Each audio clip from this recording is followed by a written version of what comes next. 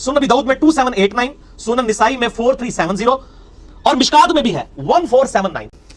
और ये हदीस इमाम हाकिम ने भी सही कहा, इमाम ज़हाबी ने भी मुवाफकत की, इमाम इब्न हिब्बान ने भी सही कहा, शेख ज़ुबैर साहब ने भी सही कहा इस हदीस को कि आप सल्लल्लाहु अलैहि वसल्लम ने फरमाया,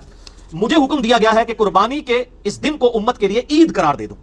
एक सहाबी ने अर्ज किया, या रसूलुल्लाह सल्लल्लाहु अलैहि वसल्लम, मेरे पास एक दूध देने वाली बकरी है और वो भी मुझे किसी ने गिफ्ट की है, मैं गरीब हूं खुद,